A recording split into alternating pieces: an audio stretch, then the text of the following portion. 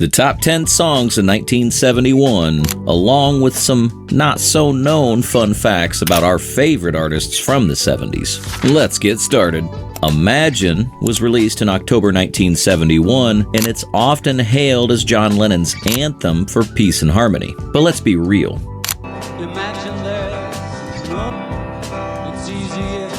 The song wasn't without its controversies. Many critics argue that Lennon's vision was hopelessly naive. After all, how can you preach about no possessions when you're living in a multi-million-dollar mansion? John Lennon was no stranger to controversy. Post-Beatles, he became increasingly outspoken about his political views, often aligning himself with radical movements. His activism, coupled with his marriage to Yoko Ono, often overshadowed his music. Music trivia. The song initially received a lukewarm response from critics and barely made it into the top 10 in the US charts. It wasn't until after Lennon's tragic death in 1980 that Imagine skyrocketed to the top of the charts. Released in November 1971, Stairway to Heaven is often cited as the greatest rock song of all time. But with great acclaim comes great controversy. From accusations of hidden satanic messages when played backward, to a lawsuit claiming the band plagiarized the opening riff from Spirit Song's Taurus, Stairway to Heaven is as legendary for its controversies as it is for its guitar solo. Led Zeppelin was the very embodiment of rock and roll excess, from their wild, often destructive behavior on tour to the rumors of their deal with the devil that supposedly secured their fame. Music trivia. Despite its immense popularity, Led Zeppelin never released Stairway to Heaven as a single. The band wanted to encourage people to buy the album Led Zeppelin 4 instead, which contributed to the album's massive sales, over 37 million copies worldwide. When Marvin Gaye released What's Going On in May 1971, it wasn't just a song. It was a statement against war and poverty. But what many people don't know is that Motown founder Berry Gordy didn't want to release the song at all. He thought it was too political and feared it would alienate Gaye's fan base. Gaye, however, refused to back down, insisting that this song was bigger than just a hit record. It was a message that needed to be heard. Marvin Gaye was a man at a crossroads when he created What's Going On. Following the tragic death of his singing partner Tammy Terrell and the turmoil of the Vietnam War, he questioned his role as an artist and as a human being. This period of soul-searching led to the creation of an album that many consider one of the greatest of all time. Music trivia. The saxophone intro to What's Going On was actually a happy accident. The musician was warming up before the recording session, and Gaye loved it so much that he decided to keep it as the opening of the song. Hold on, we're just getting started. If you're loving this trip down memory lane, make sure to hit that like button and subscribe to our channel for more deep dives into the greatest music of all time. And hey, we want to hear from you. What's your favorite song from 1971? Drop it in the comments below, and let's keep the conversation going. Released in April 1971, Brown Sugar is one of the Rolling Stones' most famous songs, but it's also one of their most controversial. The lyrics, which discuss sex and drugs, have been criticized for their perceived insensitivity and exploitation of racial themes. The Rolling Stones were one of the biggest rock bands in the world. Known for their rebellious image and provocative lyrics, the band frequently courted controversy, and Brown Sugar was no exception. Music trivia. Brown Sugar was the first single released on the Rolling Stones' own label, Rolling Stone Records. The label's logo, the famous tongue and lips design, debuted with this single and has since become one of the most recognizable logos in music history.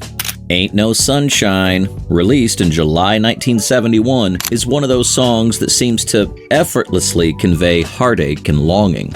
But what many people don't know is that Bill Withers was a relative unknown when he recorded this track. In fact, he was working at a factory making toilet seats for 747 airplanes when he wrote the song. The raw emotion in Ain't No Sunshine captured the attention of listeners worldwide. Bill Withers was a late bloomer in the music industry, not releasing his first album until he was 33 years old. But once he broke onto the scene, he quickly established himself as a master of soul and R&B, with a voice that could convey the deepest emotion with the simplest of lyrics. His debut album, Just As I Am, which includes Ain't No Sunshine, is now considered a classic.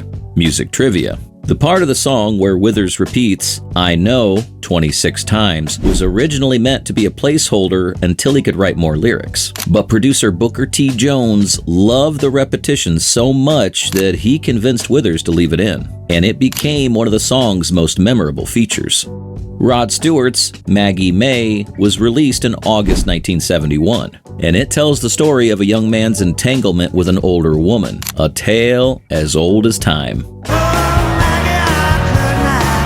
But one that was surprisingly autobiographical. Stewart admitted that Maggie May was based on his own teenage experiences, which sparked discussions about the appropriateness of the relationship described in the song. By 1971, Rod Stewart was transitioning to a successful solo career. Known for his raspy voice and charismatic persona, Stewart became one of the biggest rock stars of the 70s. Music trivia. Maggie May was initially released as the B-side to Reason to Believe, but DJs preferred playing Maggie May so much that it quickly became the A-side and went on to the top of the charts in both the US and the UK. Are you enjoying this trip through musical history? If you're ready for more controversial takes and deep dives into the songs that shaped our world, be sure to share this video with your fellow music lovers. Let's keep the conversation alive. What song from 1971 do you think should have made this list? Let us know in the comments below. Al Green's signature song, Let's Stay Together, was released in November 1971. It's a soul classic that's become one of the most enduring love songs of all time. I'm so in love with you. But beneath its smooth surface lies a tale of persistence. Green's record label initially didn't want to release the song, thinking it was too mellow to be a hit. Al Green was already a rising star in the soul and R&B world by the time he recorded Let's Stay Together, but this song catapulted him into superstardom. Fun fact, Let's Stay Together was so influential that it was later covered by Tina Turner in 1983, becoming a hit once again and helping to revitalize her career. Released in June 1971, Riders on the Storm was the last single released by The Doors before Jim Morrison's death. Some believe its lyrics allude to Morrison's own impending death, like a dog without a bone, while others see it as a reflection of the chaos and uncertainty of the time. The Doors were one of the most influential and controversial bands of the late 60s and early 70s. Known for their dark, poetic lyrics, the band pushed the boundaries of rock music and often found themselves at the center of scandal. Music trivia. The sound of thunder and rain in the background of Riders on the Storm was added in post-production. Also, the band even recorded some of the song's parts in total darkness to capture the right mood. Take Me Home, Country Roads was released in April 1971 and quickly became an anthem not just for West Virginia, but for anyone longing for a place to call home. However, the song doesn't accurately reflect the geography of West Virginia. The Blue Ridge Mountains and Shenandoah River mentioned in the lyrics are primarily located in Virginia. Blue Ridge Mountain, Shenandoah River. Despite this, the song's emotional appeal has made it one of the most beloved country songs of all time. John Denver was a rising star in the early 70s, known for his clear, soothing voice and heartfelt lyrics. Throughout his career, Denver used his platform to advocate for causes he believed in, and he co-founded the Hunger Project, an organization dedicated to ending global hunger. Music trivia. The song was co-written in a single night. Initially, it was planned to give the song to Johnny Cash, but after Denver heard the finished product, he decided to record it himself. and the rest is history. Released in January 1971, Me and Bobby McGee became Janis Joplin's only #1 single. The song, written by Chris Christopherson and Fred Foster, was initially a country tune, but Joplin transformed it into a soulful ballad. The song's release, just months after Joplin's death, made it a reminder of the immense talent the world had lost. Janis Joplin was one of the most powerful and influential voices of her generation. Known for her raw, emotional performances and her free-spirited, rebellious nature, Joplin became a symbol of the counterculture movement.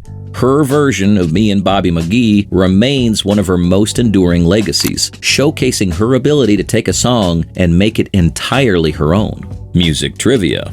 Although Me and Bobby McGee is now closely associated with Janis Joplin, it was first recorded by Roger Miller, a country artist. Joplin's version, however, is the one that became a classic, and it's now difficult to imagine the song without her powerful vocals. And there you have it, the greatest hits in 1971. A year that gave us some of the most unforgettable songs in music history. But what do you think? Did we miss any of your favorites? Be sure to let us know in the comments. And don't forget to like, share, and subscribe for more deep dives into the music that defined generations. Until next time, keep the music playing.